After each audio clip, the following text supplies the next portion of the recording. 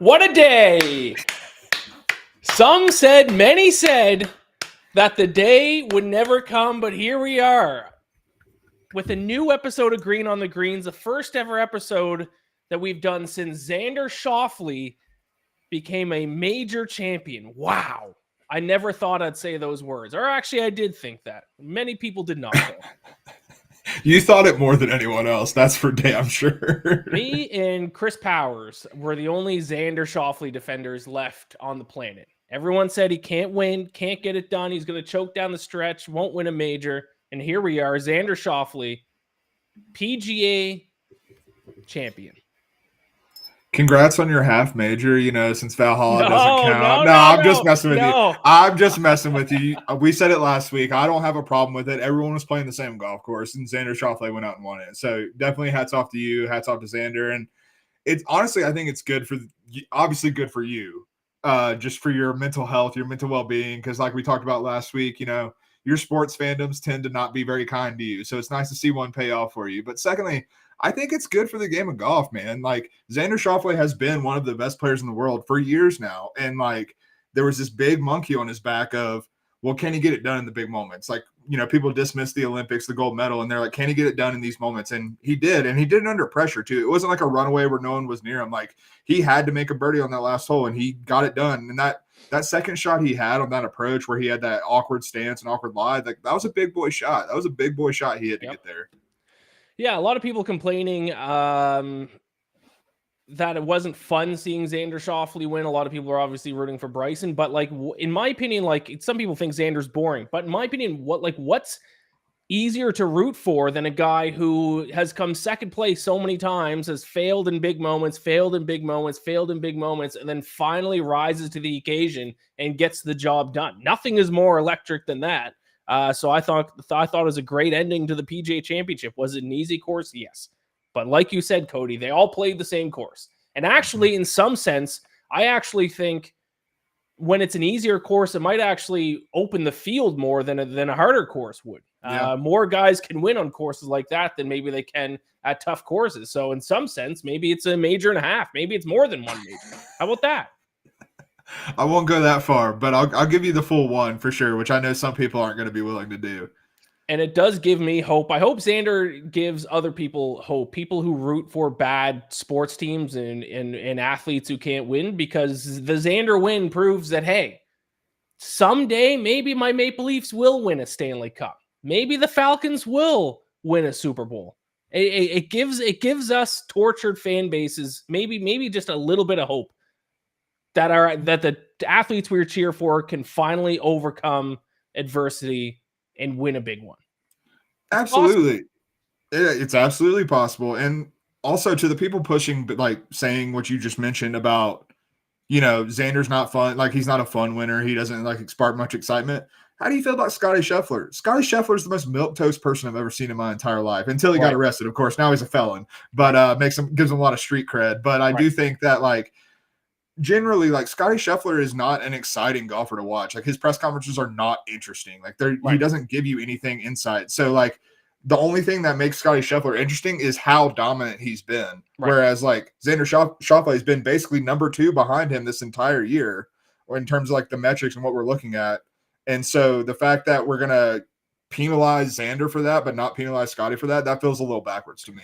Yeah, people were saying the same thing about Scotty when he first started winning. Now they've kind of flipped the narrative just because, like you said, he's become so dominant. But yeah, I mean, how many exciting golfers in terms of personality are there on the PGA Tour?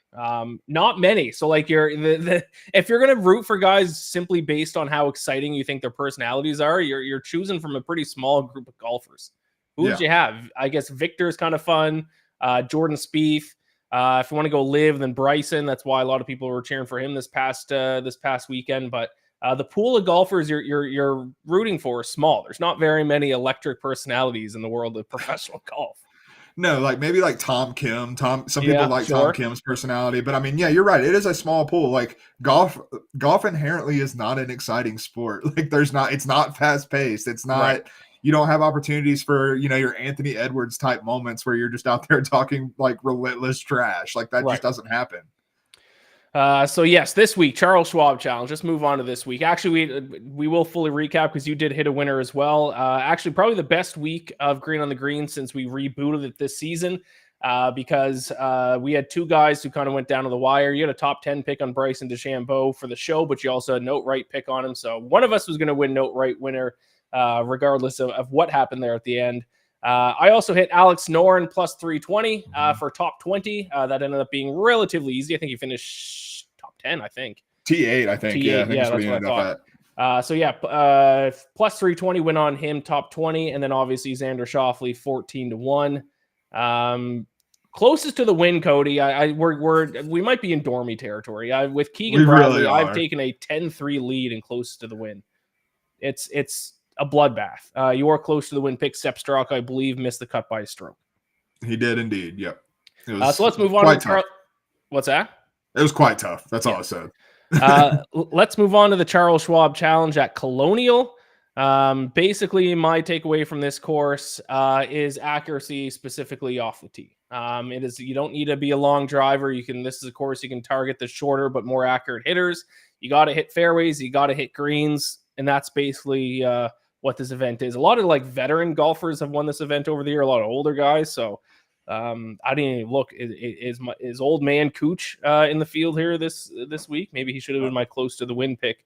But don't be afraid of some of the older guys. I did neither of us bet him, but I even looked at Justin Rose, but I feel like he might be a little bit overvalued after how he performed last week at the PGA Championship. But those type of golfers can certainly win here this week. Do you have anything else to add about Colonial? No, I think you hit the nail on the head. It's about accuracy. And I think, honestly, for me, even more so on approach. Like, you have to hit greens in regulation. You have to give yourself opportunities, because if you don't, you're putting big numbers in play. And so, like, bogey avoidance and stuff like that, that's also stuff I'm looking at this week. But definitely accuracy, greens in regulation, proximity numbers from certain ranges, particularly like 150 to 175 on approach. That's where I'm really looking this week. Yep. Absolutely agree with that. All right, let's I think we can get into our picks here. I thought there was something else I was going to say, but I just blanked on it. So yeah, I guess we can just get into our picks. Top 20, top 10, top 5, and our pick to win. Scotty Scheffler. That's what I was going to say. Scotty Scheffler is in the field this week, plus 275 to win. Who knows where his head's at? He seemed to recover fine on Sunday after the bad round on Saturday. And what we're both going to do in terms of our pick to win is we're going to do the winner without Scotty market. So keep that in mind. Obviously, top 20, top 10, top 5 picks include Scotty in the field, but our picks to win will be without Scotty. Let's just remove that stress from the equation. Obviously, the odds are going to be a little bit shorter than what they would be with Scotty market. But I mean, if Scotty just brings a C+ game, he's going to win this event. So I would hate to have an outright pick finish second to Scotty and Scotty wins by 5 strokes. So we're both going to do a winner without Scotty market for our outright picks.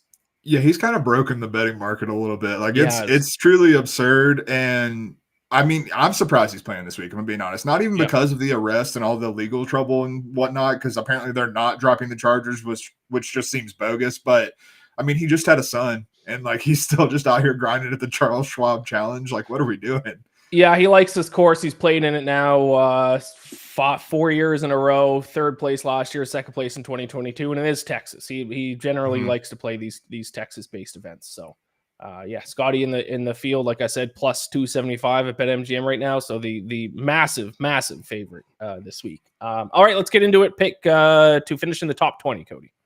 Yeah, also at plus 275, I've got Daniel Berger to finish in there. We haven't talked probably at all this year about Daniel Berger because he's still returning from injury and he's kind of been playing his way back into form. But I think what we're kind of seeing from him is him really getting that form back. His approach play has been really, really good over the last like month or so. He's 5th on approach from 150 to 175 yards over the last 20 rounds. He's also 4th in bogey avoidance, and he's 1st in good drive percentage. So he's finding fairways and he's hitting there. The big problem has been his short game, but we've seen the short game kind of start to at least show a little bit of progress. He's not gaining strokes by any stretch of the imagination, but he is starting to like not be bleeding strokes on the greens. And so I think that's going to round out to him into having some good finishes. He finished T13. Oh God, what was it? It was it was 2 weeks prior to the PGA, and I'm totally blanking on what tournament it was, but he finished T13, then finished T36 at Myrtle Beach. So I think he's starting to find his form a little bit. Cup Byron Nelson. Yeah, I believe that's it. Yeah, T13. So, and he was gained a ton on approach that week. With how much emphasis we're putting on accuracy this week, I think he's going to have too many opportunities, much more opportunities than a lot of other guys that are in this field, frankly. And I think he's going to end up in the top 20 and really start getting back to the Daniel Berger we saw prior to him missing a full year due to injury. Yeah, he won this event, I believe, back. What is it? Did you mention that or no? I did not know. He has great history here, though. Yeah, he won this event. I remember betting on him. It was the first event back from the COVID break. It was him and Morikawa were in a playoff, and Morikawa lipped out on a short putt to force another playoff hole, and Berger won. And I remember I had that bet. I was pretty happy with that one.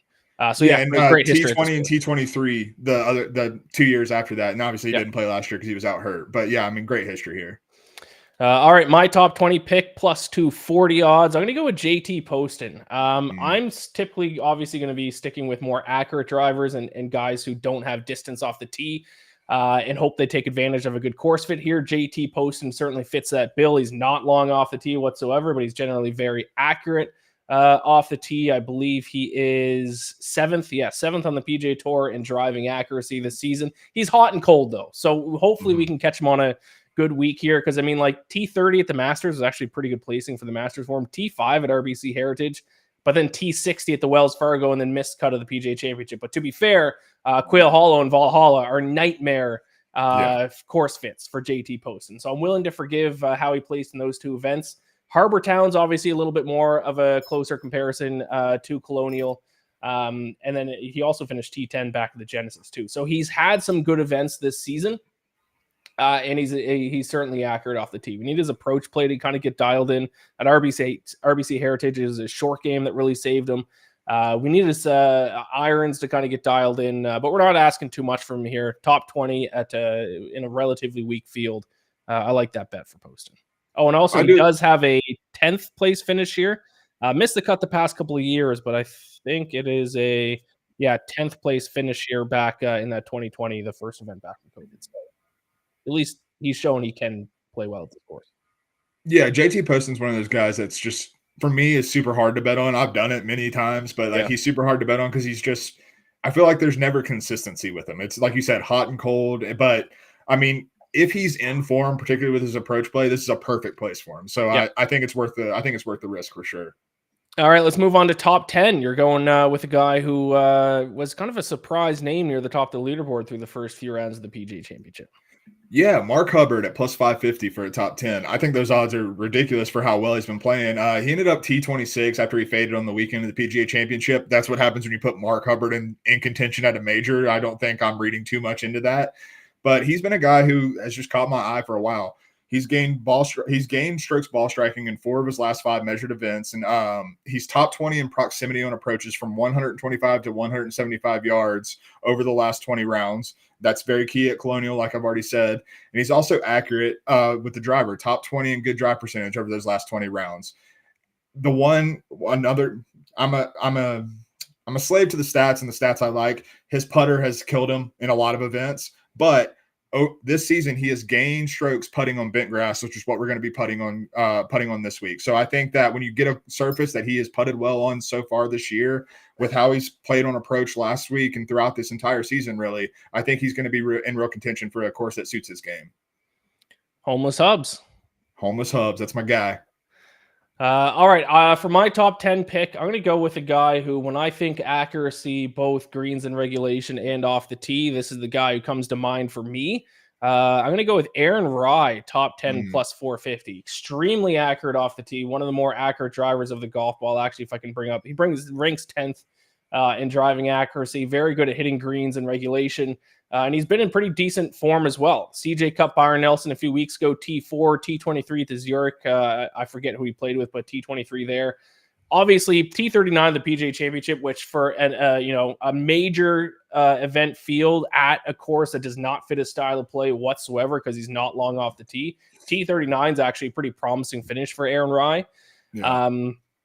You got to like that he wears 2 gloves. You got to love that he has iron covers. But yeah, very good odds on him to finish in the top 10. I also placed a bet on him to win at 65-1 too, which in this kind of field, I think there's some value there in a guy who fits the style of play that you want at Colonial as well. Yeah, and he also finished T12 of this event last season. So he has shown that he can play well at this course. Everything lines up: course history, recent form, style of play, accurate off the tee, greens and regulation. It all adds up for Aaron Rai. So I'll take him top 10 plus 450. I like that because one of my big concerns with Aaron Rai traditionally over the past few years has been that it feels like he plays well, but he doesn't play well enough. Like he's a guy who would finish T22 when you had him as a top 20 or T15 when you had him as a top 10. But he started to kind of get past that a little bit, not necessarily break through with a win or anything like that, but he has been starting to put himself in the conversation, in contention a little bit more. So I think you're hitting him at a perfect time. Yeah, 2 top 10s since so T4 at the CJ Cup. Byron Nelson also finished T7 at Texas Children's Houston Open last week in March. So and that bodes well for him too. Those are 2 Texas courses where the wind's blowing, which they're going to have to contend with this week too. So I like that. Great point. All right, moving on to top 5. I don't know how I feel about your top 5 pick, to be honest, but try to sell me on it. Oh, I don't know how I feel about it either. I was just throwing stuff at the board for a top 5, but I'm going with Tony Finau plus 500. It really comes down to how he played on approach and how he has been playing on approach. He's gained in 4 of his last 5 events on approach. The Wells Fargo was the one he didn't. And last week at the PGA Championship, he gained 9.6 strokes on approach. He lost 3.5 with the driver, but that's okay because I think at a course like Colonial, what you're going to see Tony Finau do is not take the driver out of his bag. I think he's going to hit a lot of fairway metals, a lot of irons off the tee, and getting himself, because of how long he is off the tee, getting himself in the same range as a lot of the other guys are going to be with their driver. So I think he's going to have those same ranges with his irons. And his history at Colonial has been great. He missed the cut last year, but he has 2 top 5s, 3 top 20s, and then top 25 in his last 5 starts with that missed cut. So he's also putted well, which has obviously been the big problem for him this year. But he's gained in 4 of those 5 events at Colonial. He gained with the putter, so like he knows how to putt on these greens. He putts well on them, and with how he's playing on approach, I think he's going to stuff it in there pretty close and have a lot of opportunities this week. I'm definitely trying to be a little bit early on Tony Finau here, and that's why I don't have like the most confidence in this pick. That's why I said I'm going to sell myself on it just as much as you. But I am trying to be a little bit early because I think the approach play tells me that something good is coming for Tony Finau. Yeah, one top 5 all year. Like it just feels like, I don't know. I don't know.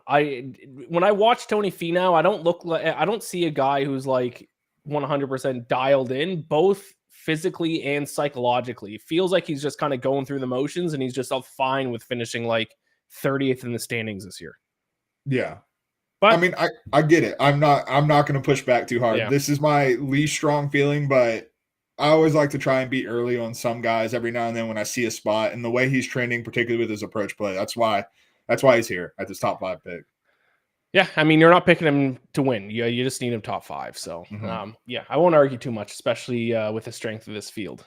All right, my top 5 pick is a guy who I think some sharps kind of like him as well, because I bet him earlier in the week to win at 35-1, and I think he's down to like 26-1 or something. If I can look this at 33-1. I don't know what I was looking at then. I got him at 35-1, so the odds have moved a little bit. Not as much as for some reason I thought, but I'm going to take him as my top 5 pick as well. 6-1. Harris English. Okay. Who I feel like, Cody, you're not a big Harris English guy. The ball striking, man, it's just not there for him. He has fit. So he's obviously T18 at the PGA Championship last week. And his ball striking was pretty good last week. 1.08 true strokes per round with his irons last week. Also got hot with his putter, gained almost 2 true strokes per round on the greens. And he's now finished T22 and T18 in the 2 majors this year, T19 at the Player. So he is showing up in big dog events, and now he's at a course that should fit his style of play extremely well. He finished second here in 2016, T12 here last year, so he's had some good finishes at Colonial, and hopefully he can now take advantage of a relatively weak field. If he can, keep going top 20 in these majors with much stronger fields, I think he can finish top 5 at an event that should fit his style of play well, and obviously has a much weaker field. So I'm going to go with Harris English. So generally, I mean, I would say for this year, his ball striking numbers weren't great, but last week was pretty promising at the PGA Championship. Yeah, my pushback would be, like I mentioned at the top of the show, greens and regulation percentage, something I'm really looking at over the last 12 rounds, just trying to make it even more recent, because I normally look at about the 20 to 24 range. He's only hitting 59.7% of his greens in regulation. That worries me a little bit, but Harris English is a guy who, because of the way the metrics tend to play out, I'm never going to be a fan of. And he has a lot of great finishes on his resume. So it's just a guy who I'm never going to bet. It's just not my cup of tea. Yeah, fair enough. Harris English is the opposite for me. I feel like I've bet on Harris English a lot over the years. So this is the next chapter in that. Hey, you're riding your Xander high. You can do whatever you want, man. That's true. By the way, that Xander win put a small dent in how much money I've actually lost on Xander. So still way down for betting on Xander. But the floodgates are about to open. He's about to reel off 4 straight major wins. I think. Torrey Pines absolutely will be betting on him at the U.S. Open, 100%. All right, let's move on to our picks to win the Charles Schwab Challenge. Once again, we are doing the betting market that is without Scotty Scheffler, because we don't want Scotty Scheffler to win and then it screws us. So we're taking a little bit of a bit of a pay cut on these odds, but it's going to be a lot less stressful cheering for our guy. So who do you have to pick to win the Charles Schwab Challenge? Yeah, I think this is the second time this year I've done this, but my closest to the win pick last week is now my outright pick without Scotty Scheffler, Sepp Straka, plus 3,500 to win this week.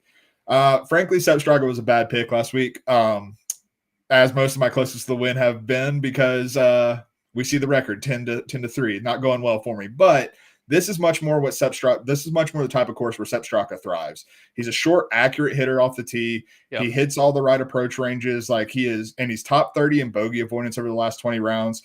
Par fours measuring 350 to 450 yards. He's in the top 30 there. He's second in strokes gained approach over the last 20 rounds. He's just checking all the boxes for what you want to see at this specific golf course. Once again, another guy where the short game can be a little hot and cold, a little up and down, but I think he has figured that out and leveled it off just a little bit. That's not what killed him last week. The length of Valhalla is what hurt him the most. He has a T29 and 2 missed cuts at Colonial, which does not make me feel the best, but I think he's playing better than he has metric-wise than we've seen him consistently for a long time. I think he's really trending towards a nice year. And without Scotty Scheffler market, I think he's a guy who's going to be in contention. All right, I like it. I was Sepp Straka. Driving accuracy, third on tour, fits the exact fit that you'd want for Colonial. So yeah, I like it. And he's a guy we've seen win and contend on the PGA Tour before. Yeah. It's not like a guy who's never done this before. For sure. My pick to win, I'm going with the guy who, remember 2 weeks ago, Xander was in contention at Quail Hollow, choked on Sunday, and then a lot of people didn't want to bet him at the PGA Championship because of how Sunday went for him the week before. Well, this week I'm taking the guy who Sunday did not go well for him this past week. It's a chalky pick because he's obviously second on the odds list, so without Scotty, he's the favorite. That's Colin Morikawa, but things line up too well for me to not take Morikawa with how weak of a field it is if you take out Scotty Scheffler. He's a guy who is the number one most accurate driver on the PGA Tour, hitting 78.74% of greens this season. I wasn't too high on him recently because his ball striking wasn't great. Actually, the tournaments leading up to the PGA Championship, it was all his putting, which is bizarro world for Colin Morikawa. Yeah. But then this past week, his approach numbers really got dialed in. And then he ended up looking like old Colin, which was hit every green and then miss every single putt. So hopefully these two things can align. Hopefully you can have the putter that he had at the Masters and the ball striking he had at the PGA Championship, and then take advantage of an event with a weaker field at a course that should fit his style of play really well. Mentioned earlier, he finished second in a playoff to Daniel Berger at this course back in 2020, so he can play well at Colonial. Very accurate, can hit greens, and yeah, it's chalky when you take out Scotty Scheffler. He's the favorite.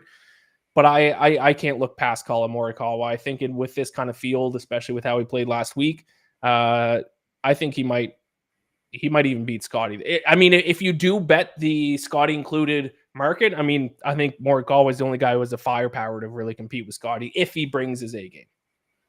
I think you're absolutely right. I gave Morikawa a very long look because my one concern is when you see guys who were in contention, particularly at a major, the week after, I'm kind of like, how are they going to perform? You know, it's always a question mark. But Morikawa was semi in contention at the Masters and then went out the next week and finished top 10 at the RBC Heritage, which is another good course fit, kind of similar to this one, what we're looking at in terms of the metrics and stuff like that. And he didn't even ball strike well, and he still finished top 10.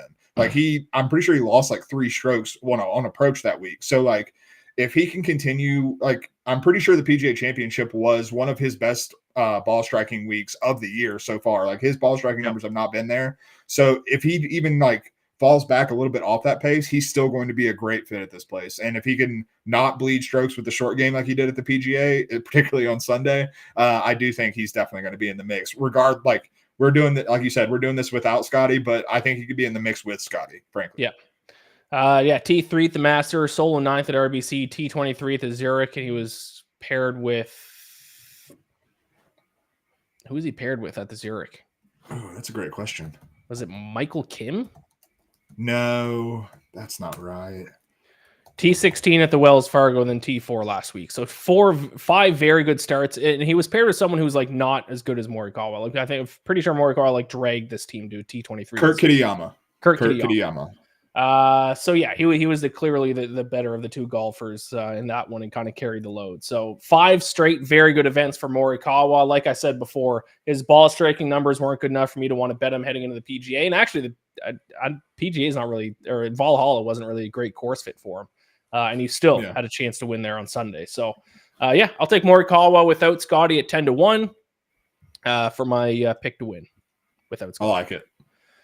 Let's move on to closest to the win. We'll wrap up with this. If you're new to the show, we each pick a golfer that's at least 100-1 odds on the odds list to win. This market we're looking at, Scotty's obviously included. And then whichever golfer finishes further up the leaderboard or close to the win gets a point. I'm winning 10-3 this season, just completely running away with it. These have actually been some of my best bets on this entire show that I've given out.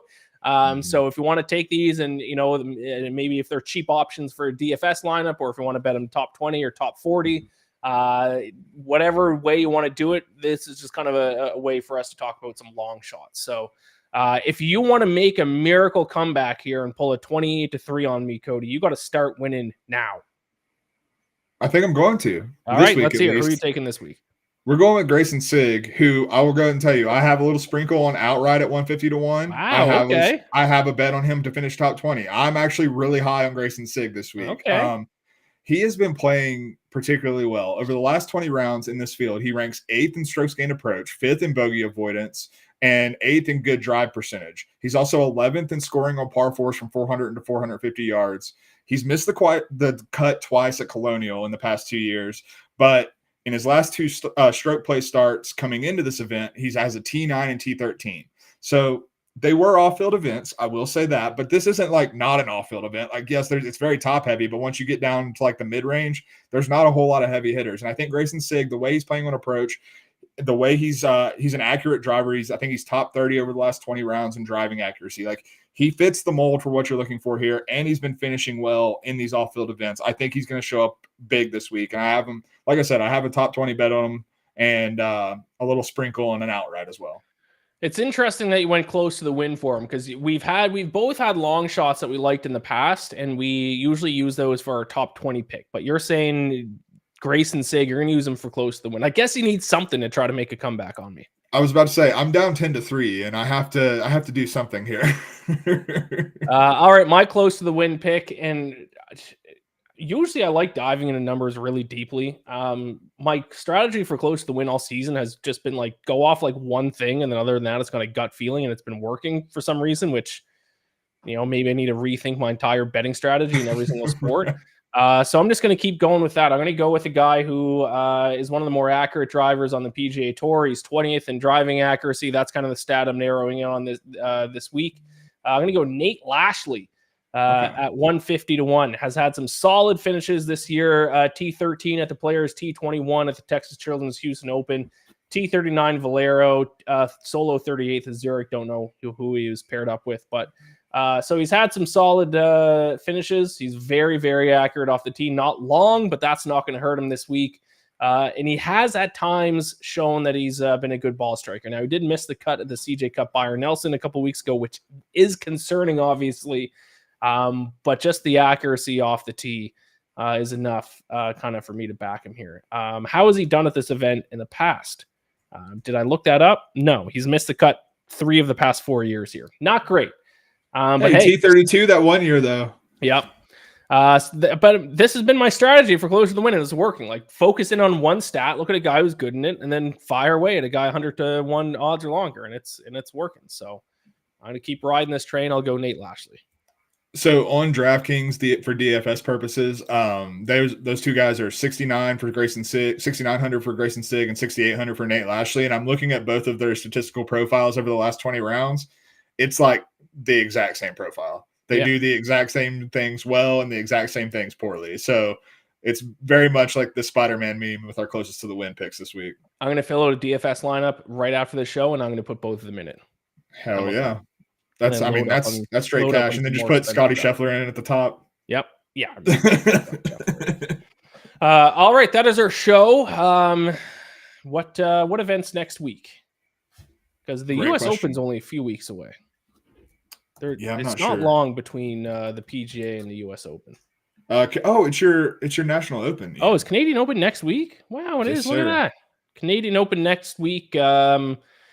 Hey, Nick Taylor won the Canadian Open last year. Maybe this year we can get a Canadian team to finally win the Cup with the Oilers. So Nick Taylor will be defending his Canadian Open title. Hamilton Golf and Country Club. I've never played it. Yeah, that'll be interesting. Canadian Open. I don't remember it being at Hamilton before. I feel like it's moved around a little bit. Oh, yeah, it does move around. Yeah, it moves around almost every year. But there's usually the staples that they keep going back to. I don't think Hamilton is one of them. All right, so that'll be fun. My National Open next week. If I remember correctly, the last time we had picks for the Canadian Open on this show, you picked an all-Canadian set. So I expect the same from you this year. Yeah, and it wasn't last year, so I did not hit Nick Taylor. I bet all Canadians, and I don't think any of them cashed for me. So, yeah.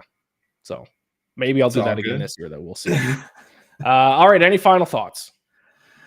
No, it's PGA Championship. People can criticize Valhalla all they want, but at the end of the day, you want a golf entertainment product. If you want to grow the game, you want people to be interested in golf, and that was one of the best major finishes we've had in a while. Like, I had a great time watching Sunday, and it was drama right until the final putt. So what more can you ask for? And that makes me even more excited for this week. We're going to get hopefully more good golf. Yes, absolutely. And I just looked it up. Hamilton it was actually there in 2019 when Rory won. So it has been there somewhat recently. Yeah, PGA Championship was fun. I mean, what do I want every PGA Championship to be a birdie fest at a pretty straightforward course? No. But like, I'm not going to complain about it when it happens one year. Now, if it's at Valhalla every year, then I would be complaining about it, but it's fine. It's not coming back. So we're done with it. Right. They have it. They have the venues out through, I think, 2034, 2032, something like that. And it's not going back to Valhalla. So everyone's fine. Everyone can chill out. Yeah, exactly. All right. That's our show. Subscribe to the BetSided YouTube channel. Thank you all so much for watching. Best of luck with all your picks this week. Gamble or bless. Maybe we can hit another outright pick. Maybe we'll go back-to-back outrights on this show. That would be nice. We'll be back next week for the Canadian Open. See you then.